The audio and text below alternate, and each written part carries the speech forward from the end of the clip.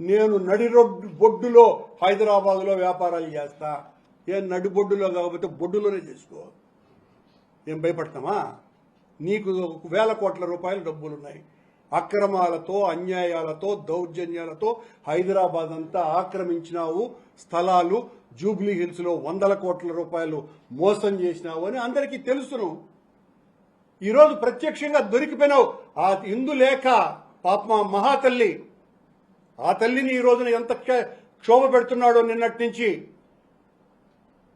ఆమె కాళ్ళు గిళ్ళు పట్టుకునేసి ఉంటాడు ఈ పాటికి.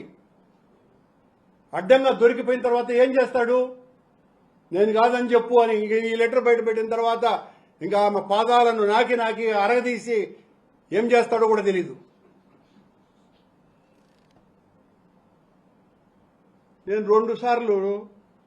రెండు సార్లు అయినా రాజీనామా చేయమన్నా నేను నీకు నిన్న తప్ప. నేను రాజీనామా చేయమన్నాడు. కూర్చున్నప్పటి నుంచి నన్ను రాజీనామా చేయమంటాడు. నేను చేయొద్దు. ఎవరు చేయమన్నారు నిన్ను? నువ్వు చేయొద్దు. ఇంత పనికిమాలినోడు అధ్యక్షుడిగా ఉన్నాడు.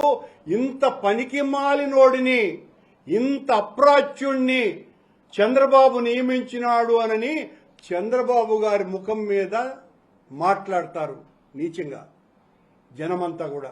ఇప్పుడు మొత్తం నెటిజన్లంతా అందుకుంటారు ఈ ఉత్తరాన్ని.